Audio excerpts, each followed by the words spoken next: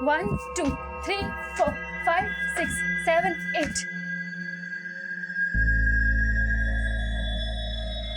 वाह, very good जानू। लेकिन 16 जुलाई मनाली डन ना? डन, लेकिन मनाली नहीं, शिकागो। शिकागो? जानू, $1.70। मैं बिजली विभाग का क्लर्क हूँ, ऊपरी आमदनी भी थोड़ी है, ऊपर से रिटायर्ड भी हो रहा हूँ। जानू, एक काम करते हैं, मनाली नहीं लद्दाख चलते हैं। 10 दिन 9 रात। डन?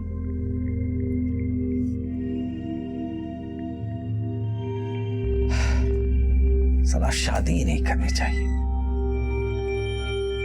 जी, पैकेज तो अच्छा है, लेकिन थोड़ा डिस्काउंट कर देते तो अच्छा होता। क्या है ना, हम 2 लोग हैं। मालूम है कपल में 2 लोग होते हैं, लेकिन हम तो आपको हंसा के डिस्काउंट मांग रहे थे। जी जी, थैंक यू थैंक यू।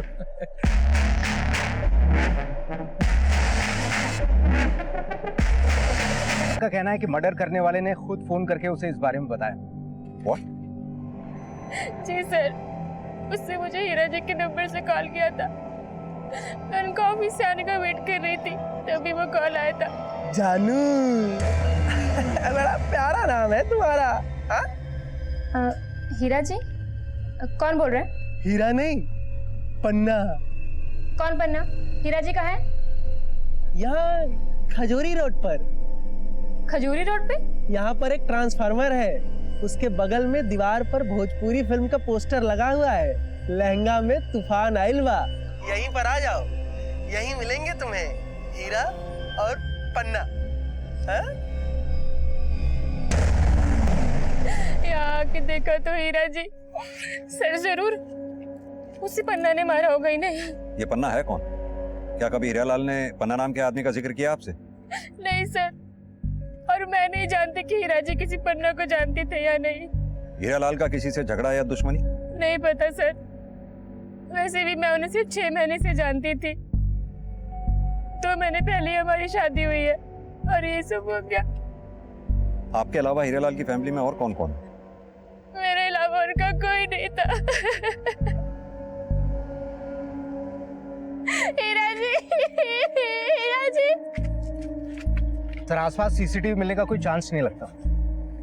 सुबह इस एरिया को आके फिर से स्कैन करो, शायद किसी ने हीरालाल के साथ किसी को देखा हो। सर, इसकी बीवी ने बताया कि हीरा को किसी पन्ना ने मारा है, लेकिन कोई मर्डर करने वाला अपना सही नाम क्यों बताएगा? लेकिन कोई मर्डर करने वाला ये भी क्यों बताएगा कि उसने मर्डर किया? मुझे तो लगता है ये हीरालाल की बीवी रीना कहानी बना रही है। दोनों की उम्र में कितना फर्क है? मुझे तो दोनों के रिलेशन पे ही शक है। इन दोनों के बारे में पता करो, दोनों के कॉल रिकॉर्ड्स निकालो, पता करो उनके कॉन्टैक्ट लिस्ट में क्या कोई ऐसा नंबर था जो उस वक्त इस एरिया में एक्टिव था। शायद उससे पता लगे कि हीरालाल को मारने वाला असली पन्ना है कौन। डुगडुगी दीदी, अपना वाला चुटकुला सुनाओ ना। फुलझड़ी, तूने तो मुझे जोकर समझ के रखा है। आजा सुनाती हूँ।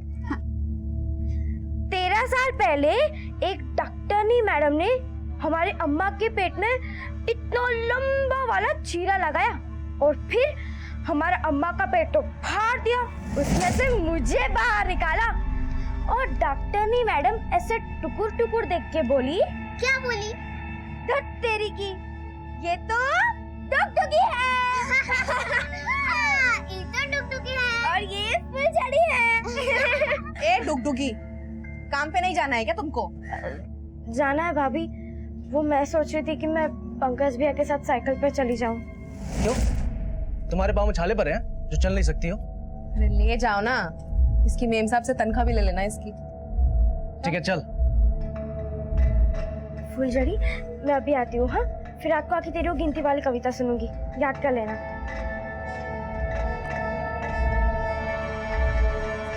आती हूँ। हाँ, बाय बाय। 1 2 3 4, आज है शनिवार। 5 6 7। फुलझड़ी, जाके अपना ये शनिवार इतवार अंदर करो, जाओ। साला ऐसा बसंती पिया मिला है, माँ बनो नहीं और यहाँ 2 पालो बच्चा समझ के।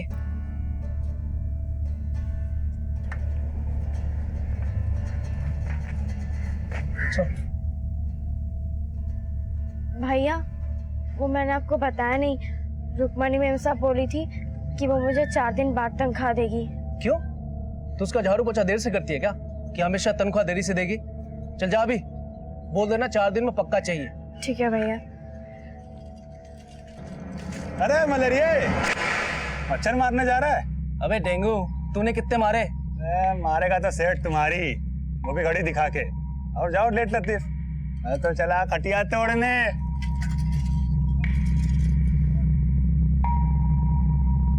सर, हीरालाल के कॉल रिकॉर्ड में ना तो कोई ऐसा नंबर मिला जो किसी ऐसे आदमी का हो जिसका नाम या निकनेम पन्ना हो, और ना ही कोई ऐसा नंबर मिला जो क्राइम सीन पे एक्टिव हो। ये पन्ना या जो कोई भी इसका नाम है, सुपारी किलर भी हो सकता है हीरा की बीवी रीना इसे जानती हो। लेकिन से हीरा की बीवी के कॉल रिकॉर्ड में भी कुछ सस्पिशियस नहीं मिला। और हीरा के पड़ोसी बोल रहे हैं कि भले ही उनके रिश्ते बेमेल हो, लेकिन हीरालाल अपनी शादी से बहुत खुश था और वो 16 जुलाई को अपनी बीवी के साथ हनीमून पे लद्दाख भी जाने वाला था। क्योंकि रीना को कॉल करने से पहले उसने एक ट्रैवल एजेंट से ही बात की थी। ये बात मुझे उस एजेंट से ही पता चली। और सर, ये भी पता चला है कि 15 जुलाई को वो रिटायर भी होने वाला था। मतलब कि हीरालाल ने रिटायरमेंट से 2 महीने पहले 57 साल की उम्र में एक 22 साल की लड़की से शादी की और रिटायरमेंट के बाद हनीमून पे जाने का प्लान बनाया। और हनीमून पे जाने से पहले हीरालाल का मर्डर हो गया। कबीर, ये सब तुम्हें कुछ अटपटा नहीं लग रहा? सर, अटपटा तो मुझे ये हीरालाल का कैरेक्टर भी लग रहा है। ये बिजली विभाग में क्लर्क था और उसके साथ काम करने वाले एक आदमी ने इसके बारे में काफी कुछ बताया है। सर, मैंने उसे यहाँ बुलाया आपसे मिलने के लिए। सर, हीरा के माता पिता उसके बड़े भाई बहन के गुजरने से पहले हीरा को कई बार समझा चुके थे कि शादी कर ले, शादी कर ले। लेकिन हीरा एक ही बात बोलता था कि मरते दम तक ब्रह्मचारी रहूंगा लेकिन शादी नहीं करूंगा। लेकिन सर, 2 महीने पहले हीरा ने सबको चौंका दिया। आजा आजा। हीरा, ये क्या? तो शादी कर लिया ना भैया। लेकिन तू तो कहता था ना कि ब्रह्मचारी रहेगा, शादी नहीं करेगा। रीना के प्रेम ने मेरा ब्रह्मचर्य व्रत तोड़ दिया। सर, हीरा के मर्डर की बात सुनकर मुझे बहुत झटका लगा है। और ये रीना तो सिर्फ 22 साल की है। इस लड़की के बारे में ज्यादा तो कुछ नहीं जानता मैं, लेकिन एक बात है, शादी के 2 महीने के बाद ही हीरा का मर्डर होना मुझे तो नहीं लगता कोई इत्तेफाक है। ये हीरा जरूर किसी की साजिश का शिकार हुआ है। सर, मैं और हीरा जी ऑनलाइन फ्रेंड थे। भले ही वो मुझसे 35 साल बड़े थे, लेकिन हम लोग के थॉट बहुत मिलते थे। फिर एक दिन हम मिले और हमने शादी का फैसला ले लिया। लेकिन इस रिश्ते से आपके घर वालों को कोई इतराज नहीं हुआ? जी नहीं, उन्हें कोई एतराज नहीं था। हेलो सर, रीना ने बताया कि हीरा से उसकी दोस्ती ऑनलाइन हुई थी। फिर ये दोनों आपस में मिले और मिलने के बाद इन दोनों ने शादी करने का फैसला लिया। हो सकता है रीना ने ऑनलाइन फ्रेंड बना के औरों को भी ट्रैप किया हो। ये रीना की अच्छी तरह से कुंडली निकालो। मुझे पूरा शक है कि वो हीरा को मारने वाला पन्ना रीना की ही अंगूठी का कोई नगीना होगा।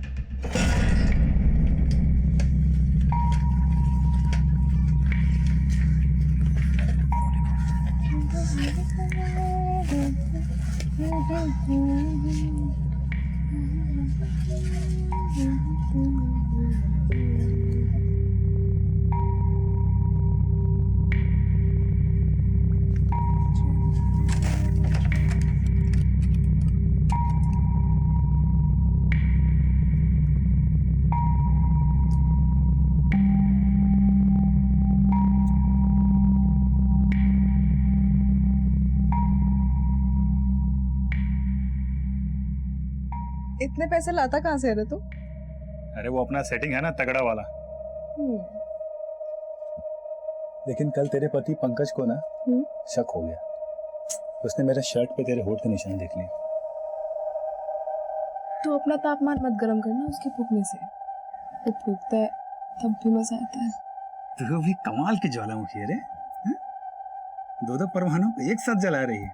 साला हम दोनों उधर 12-12 घंटे चौकीदारी भी एक करते हैं और इधर तेरी सेवादारी भी। मैं तेरे पति का किराएदार, लेकिन मेरी मालकिन तू। लेकिन यार, एक म्यान में 2 तलवार का टंटा खत्म कर। बोल, तेरे को पति चाहिए या प्रेमी?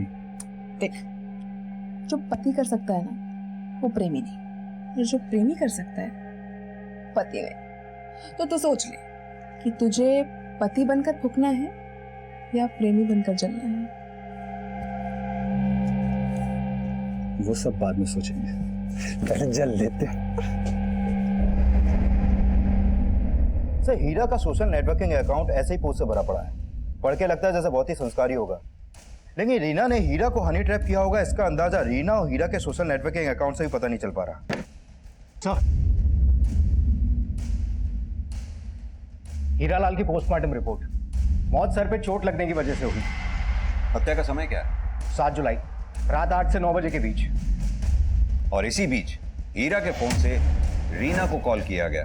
सर अगर मान भी लें कि रीना हीरा को मरवाना चाहती थी, तो फिर कोई सुपारी किलर पत्थर से मर्डर क्यों करेगा?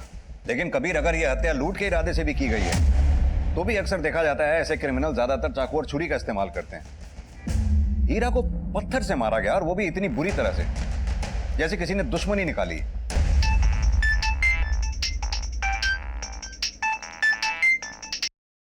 हाँ भैया, तेरे भैया का सैया बोल रहा हूँ। कौन?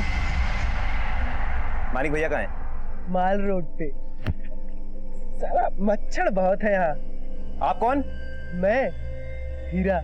कौन हीरा? और मानिक भैया के फोन से कॉल क्यों कर रहे हो?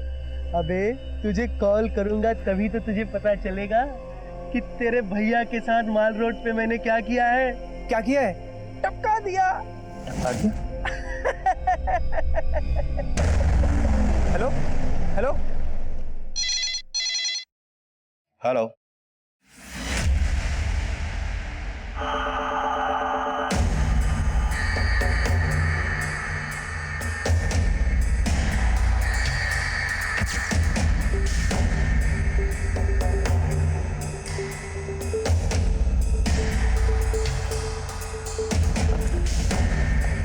आइए सर।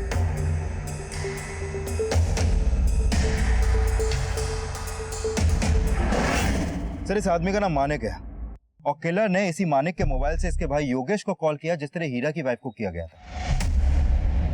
सर हीरा की तरह इस मानिक का भी मोबाइल, पर्स, घड़ी, चेन सब गायब है। लेकिन सर किलर ने हीरा की वाइफ को अपना नाम पन्ना बताया था, लेकिन यहाँ पर किलर ने मानिक के भाई को अपना नाम हीरा बताया। शायद कातिल का हीरा और मानिक से कोई कॉमन कनेक्शन हो।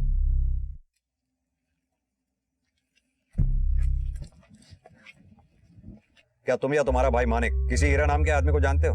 नहीं सर। ये इसका नाम हीरालाल है, इसका पिछले हफ्ते मर्डर हुआ था। क्या तुमने अपने भाई मानिक को कभी इसके साथ देखा था? नहीं सर, मैंने कभी नहीं देखा इस आदमी को। कबीर, भले ही मानिक का ये भाई योगेश हीरालाल को नहीं जानता हो, लेकिन दोनों मर्डर्स की मोडस ऑपरेंडी सेम ही है। दोनों के मर्डर एक ही तरीके से हुए हैं। दोनों विक्टिम्स के साथ लूटपाट हुई है। हो सकता है दोनों का कातिल भी एक ही हो। अगर दोनों मर्डर्स में कोई बात अनकॉमन है तो वो ये कि मानिक की पैंट के जिप और बटन खुले हुए हैं, जबकि हीरालाल की पैंट के जिप और बटन खुले हुए नहीं थे। क्या चक्कर हो सकता है? आपका मतलब मोलेस्टेशन से है? लेकिन सर हीरालाल की पोस्टमार्टम रिपोर्ट में तो ऐसा कुछ भी सामने नहीं आया। अब देखते हैं कि इस मानिक की पोस्टमार्टम रिपोर्ट में क्या निकलता है। और ये भी देखो कि मानिक और हीरा के बीच में क्या कनेक्शन हो सकता है, क्योंकि दोनों के मर्डर्स एक ही तरीके से हुए हैं। Okay sir. ये वही मानिक है जिसका हीरालाल की तरीके से मर्डर हुआ है। पता कर, इन दोनों में कोई कनेक्शन है क्या? पता करता हूँ सर।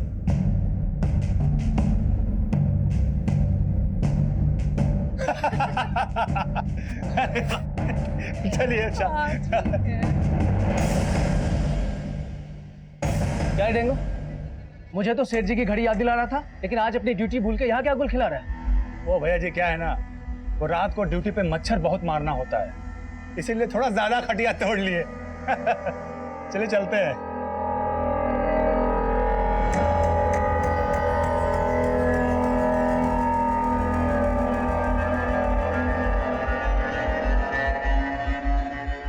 सुनीता, देख मैं तुम्हारे लिए क्या लाया हूँ। क्या? गजरा है। अच्छा है ना? तो तुम खुद ही लगा दो। देखो तो जरा, ये चेन कहाँ से आई?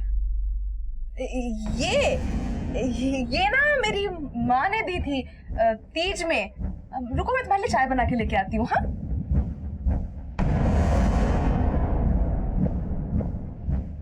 वैसे तो हमारे पापा बहुत बड़े पहलवान थे, तो एक बार दादाजी ने बोला, ए भीमा, ये कैसा पहाड़ खोदा है कि निकल आई चुईया? तो पापा ने बोला कि बापू ये चुईया नहीं है, ये तो डुगडुगी है। रोज रोज मेरे स्वर्गीय अम्मा बाबा का मजाक उड़ाती रहती है। तुम डुगडुगी हो, कोई स्वर्ग की अप्सरा नहीं, समझी? ऐसा सही किए, दिन भर खी खी खी खी खी खी खी खी, ये डुगडुगी के साथ ना फुलझड़ी को भी काम पे लगाओ, कम से कम 2 पैसे तो आएंगे। हाँ हाँ, और उन पैसों से तुम सोने की चेन खरीद लेना। बड़ा तीज त्योहार मनाया जा रहा है यहाँ पे।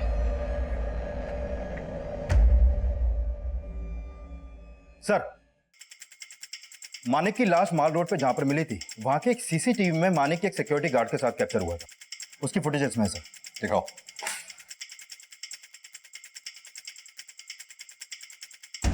ये देखिए सर, ये सिक्योरिटी गार्ड है मानिक के साथ, लेकिन सर इस गार्ड का चेहरा क्लियर नहीं दिख रहा है। मैंने मानिक के भाई से भी इस गार्ड के बारे में जानने की कोशिश की, लेकिन वो भी ऐसे किसी गार्ड को नहीं जानता जो मानिक को जानता हो। लेकिन जिस तरह से ये गार्ड मानिक की बाइक पे बैठा है, उससे तो ये लगता है कि ये मानिक को जानता होगा। लेकिन सर मानिक के कॉल रिकॉर्ड में भी ऐसा कोई नंबर नहीं मिला जिससे पता चले कि वो इसे जानता हो। सर हो सकता है कि मानिक ने इस गार्ड को लिफ्ट दी हो, और इसके भी पूरे चांसेस हैं कि इसी गार्ड ने मानिक को मारा हो, क्योंकि ये दोनों उसी डायरेक्शन में जा रहे थे जहां पर मानिक की लाश मिली। अगर इस गार्ड ने मानिक को मारा है तो हो सकता है इसी ने फिर हीरालाल को भी मारा हो। ये कौन सी एजेंसी की यूनिफॉर्म पहनी है इस गार्ड ने? सर ये यूनिफॉर्म एसएक्स सिक्योरिटी एजेंसी की है। मैंने वहां पर काम करने वाले हर एम्प्लॉय का डेटा मंगवाया सर। गुड।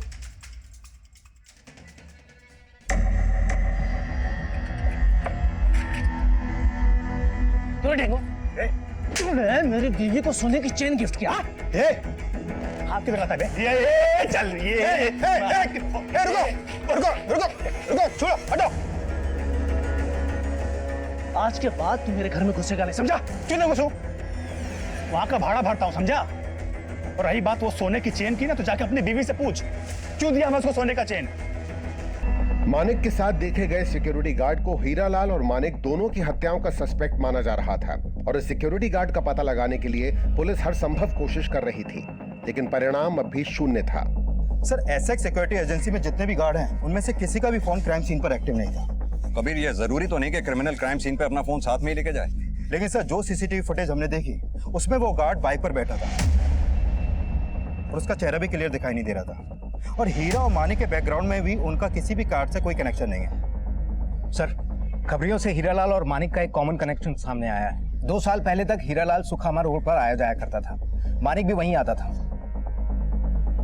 ये सुखामा रोड वही है ना जहाँ ये सभी गेज इकट्ठे होते हैं? Yes sir. इस हीरालाल का 57 साल तक शादी ना करने के पीछे राज यही था कि वो होमोसेक्सुअल था, और सर ये मानिक भी होमोसेक्सुअल था।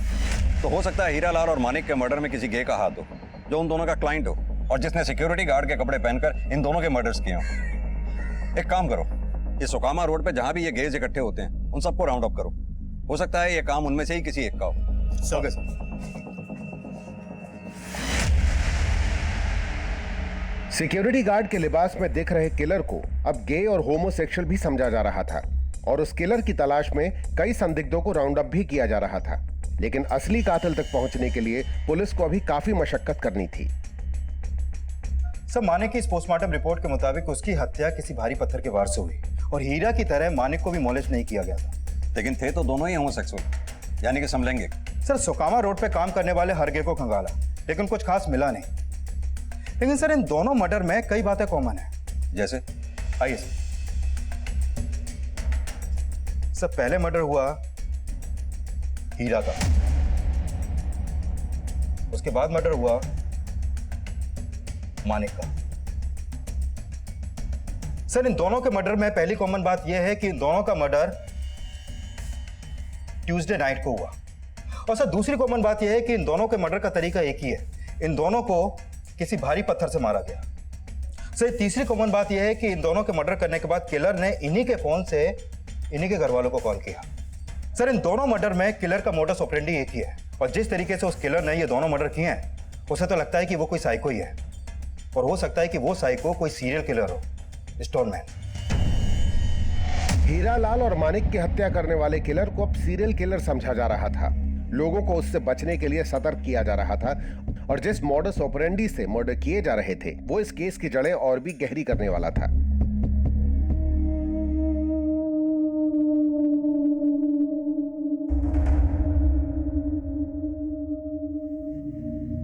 सर फिलहाल कोई ऐसा अपडेट नहीं मिला कि पन्ना या किसी और आदमी का मर्डर भी सेम मोडस ऑपरेंडी से हुआ। नहीं सर, मैं कुछ पुराने केसेस स्टडी कर रहा था, इसमें सामने आया है कि हीरा और मानिक के किलर की तरह ही 1989 में कोलकाता में 13 लोगों का मर्डर भी किलर ने पत्थर मार के ही किया था। और सर हीरा और मानिक का मर्डर भी पत्थर से ही हुआ था।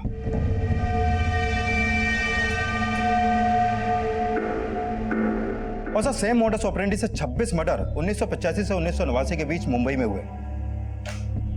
सर कोलकाता में 13 और मुंबई में 26 मर्डर के पीछे एक ही आदमी का हाथ होगा, इसका अभी तक पता नहीं चल पाया सर। ये सभी 39 मर्डर केसेस अभी तक अनसॉल्व्ड हैं। जिसने भी मर्डर किए वो अभी तक पकड़ा नहीं गया सर।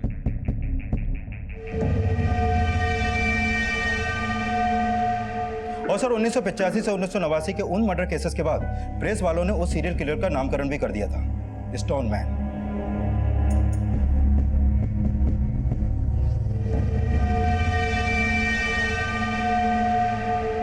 वो अभी तक फरार है। वो उन सीरियल किलर से ज्यादा अतरंगी है। वो लोगों की पत्थर मारकर सिर्फ जान ही नहीं लेता, वो विक्टिम के मोबाइल फोन से उसके परिवार वालों को फोन करके क्राइम स्पॉट पे बुलाता है, जैसे कि हमें चैलेंज दे रहा हो। कबीर, इससे पहले कि वो किसी और को शिकार बनाए, हमें उसे ढूंढ निकालना होगा।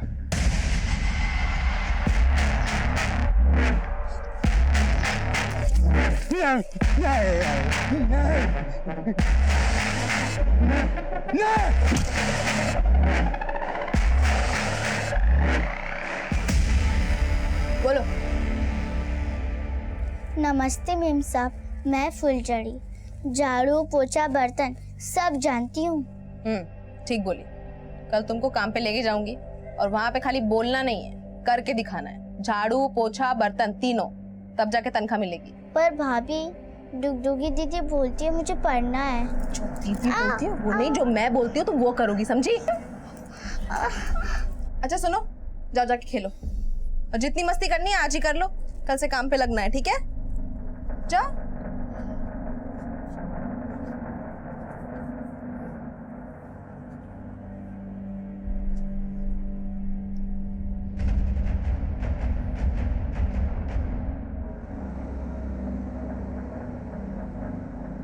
अरे देवर जी, चाय पियेंगे आप?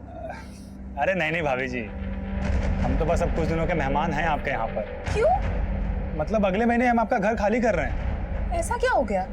अब आपको क्या हम बताएं? छी छी छी छी। अरे पंकज भैया ने मेरे और आपके बारे में इतना गलत सोचा कि मुझे बताते हुए भी शर्म आ रही है आपको भाभी जी।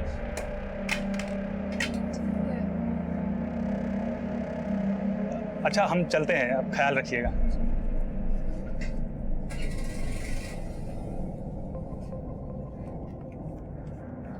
अब तुम मुझे और बेवकूफ नहीं बना सकती हो। मैं पुनीत को निकाल के ही रहूंगा। अरे क्यों अपने शक के चक्कर में 2000 का नुकसान करवा रहे हो?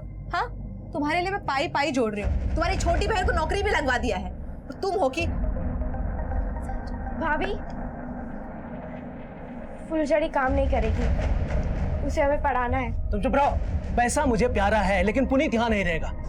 भैया, मैं भी कह दे रही हूँ, फुलझड़ी काम नहीं करेगी। लेकिन मैं चुप नहीं रहूंगी, समझे? तुम मुझ पे शक कर रहे हो। भाभी, फुलझड़ी काम नहीं करेगी। घर में जो मैं बोलूंगी वो होगा, जो तुम बोलोगे तुम्हारा भाई बोलेगा वो सब नहीं चलेगा, समझी? हमारा ट्यूसडे वाला अंदाजा गलत था। तो ये भी तो हो सकता है कि इस किलर ने इस आदमी के घर वालों को फोन किया हो, लेकिन ये आदमी इस एरिया का ही ना हो। या ये भी हो सकता है कि इस आदमी के पास ही फोन ना हो।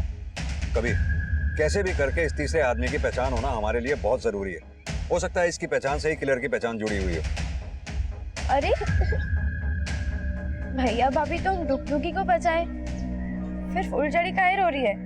दीदी, जब आपको कोई मारता है तो फुलझड़ी को भी दर्द होता है। देखो, मुझे तो दर्द नहीं हो रहा, हम तो हंस रहे, तुम भी हंसो। हंसो हंसो। खीखी खीखी बंद करो, जाके खाना बनाओ। भाभी, आप जो बोलेंगी वो मैं करूंगी, लेकिन फुलझड़ी से काम मत करवाइए। अच्छा, जो मैं बोलूंगी वो करोगी? जाके अपने भैया का खून कर दो। करोगी? नहीं कर सकती ना? तो जो मैं बोल रही हूँ वो करो, वरना तुम दोनों का खून कर दूंगी। चलो आके खाना बनाओ।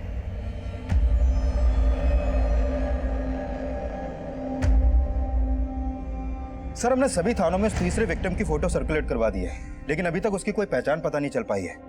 ना तो उसकी कहीं पर कोई मिसिंग कंप्लेंट दर्ज हुई है और ना ही हीरा और मानिक की तरह सुकामा रोड के गे से उसका कोई कनेक्शन मिल पा रहा है। सर, समझ में नहीं आ रहा है कि ये स्टोन मैन वाकई में गे है या नहीं है।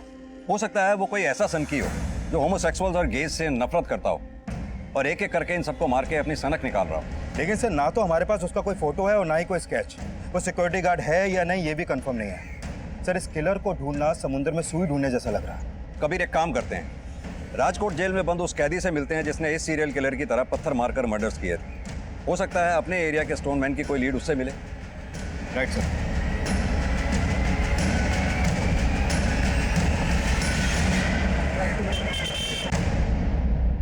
साहब मैं स्टोनमैन नहीं, चोरीबाज था। चाकू की नोक पे लोगों को लूटना, फिर टपका देना। फिर मुझे पता चला रमन राघव का, सुना 54 लोगों का मर्डर किया। साहब मुझे रमन राघव से बड़ा क्रिमिनल बनना था, इसलिए उसके 54 मर्डर का रिकॉर्ड तोड़ने के लिए 3 लोगों को पत्थर मार के टपका डाला मैं। तेरे जैसा एक सनकी बाहर भी घूम रहा है जो लोगों को पत्थर से मारता है। तेरा कोई भाई भाई भी है क्या? मेरा कोई भाई भाई नहीं है। हाँ, एक दोस्त था बबलू। जब मैंने 2 लोगों को पत्थर मार के टपकाया तब वो मुझे बोला कि तेरे से पहला मैं रमन राघव का रिकॉर्ड तोड़ेगा। अभी भी वो बाहर है साहब। एक बात बता, ये बबलू गे है क्या? अरे नहीं नहीं साहब, बबलू गे हुए नहीं है। गे तो अपना पुरोहित है। कौन पुरोहित? अपनी गैंग में था साहब। साहब हो सकता है बाहर ये बबलू और पुरोहित का कंपटीशन चल रहा है कि सबसे ज्यादा मर्डर कौन करेगा। उस स्टोनमैन को ढूंढने के लिए पुलिस बबलू और पुरोहित समेत कई खूंखार अपराधियों के क्राइम रिकॉर्ड स्टडी कर रही थी और इस कोशिश में कई ऐसे क्रिमिनल्स पकड़े भी गए जो काफी लंबे समय से फरार थे। लेकिन जिस स्टोनमैन को पुलिस ढूंढ रही थी वो अभी तक गायब था और उस तीसरे विक्टिम की पहचान भी अभी तक पता नहीं चल पाई थी।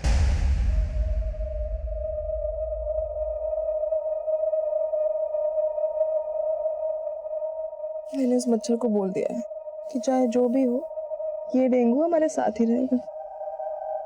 तुम्हें इतने महंगे महंगे तोहफे लाके दिए, तुम्हें ये चेन लाके दी और तुम अपने पति की तरह मेरा मजाक उड़ा रही हो, डेंगू बुला रही हो। मेरे मन में जो आएगा मैं उस नाम से बुलाऊंगी और प्यार सिर्फ तुमसे करूंगी मेरे डेंगू।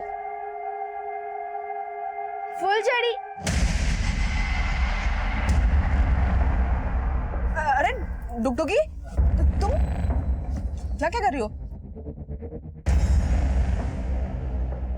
ऐसे मारोगे ना तो अपने भैया को और बड़ा चढ़ा के बताएंगे और इनका भैया तुम्हें कुछ करे ना करे लेकिन मेरी जान ले लेगा वो। इनको जान से मारना पड़ेगा। ठीक है, जैसे उसके कॉल रिकॉर्ड आते हैं तो इन्फॉर्म करना। सर जहांगीर थाने से फोन था। हसनपुर रोड पे जिस तीसरे आदमी का मर्डर हुआ था उसकी पहचान हो गई है। हसमुख नाम है उसका। हसनपुर में अकेला रहता था और हसमुख के बेटा बेटी बेंगलोर में रहते थे। लेकिन काफी टाइम से हसमुख का उनको कॉल नहीं पहुंचा तो हसमुख का बेटा हसनपुर आया, लेकिन उनके घर में ताला लगा था सर। और जब घर खुला तो देखा कि उनके घर में लूटपाट हुई थी।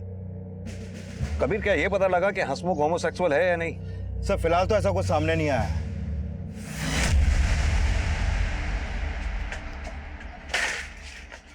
ये क्या सुन रहा मैं? क्या हुआ? जो सुन रहे हो सही सुन रहे हो। तुम्हारी दोनों बहनें भाग गई हैं। मैं बोलता था उसे इतना मत मारो, लेकिन तुम हमेशा उसे मारती थी। तो तुम भी तो मारते थे ना उसको। लेकिन मेरा तुम पे बस नहीं चलता है ना। अब देख क्या रही हो, चलो ढूंढो उसको, नहीं तो उसके साथ हमारी कमाई भी जाएगी।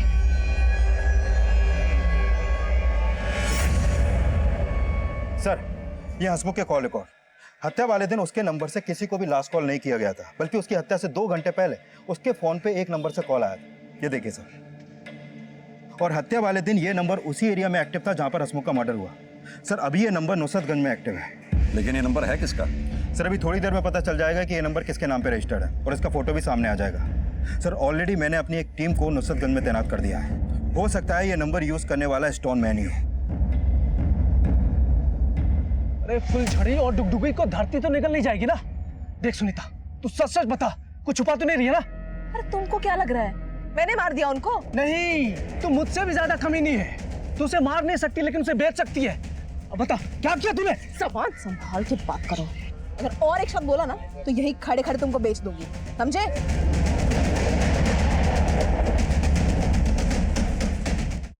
मिला और पुलिस सुषमा से जुड़े हर एंगल को इन्वेस्टिगेट कर रही थी और इस बीच एक संदिग्ध उनकी नजर में आया।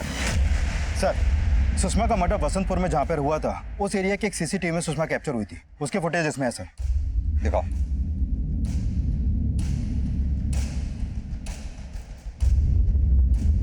ये देखिए सर। सर मानिक के साथ भी एक सिक्योरिटी गार्ड देखा गया था और उसने भी ऐसे ही कपड़े पहने हुए थे, लेकिन इस फुटेज में गार्ड का चेहरा साफ दिख रहा है सर। इसकी पहचान होना हमारे लिए बहुत जरूरी है। पता करो इसका कोई क्रिमिनल रिकॉर्ड तो नहीं है। Okay sir.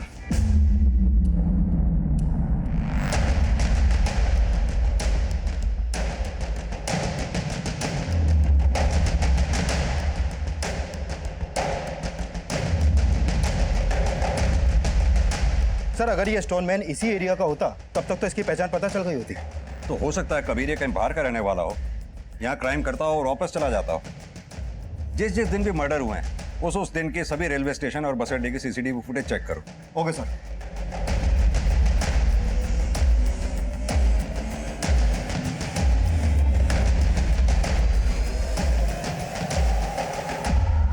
सर आपका अंदाजा सही निकला।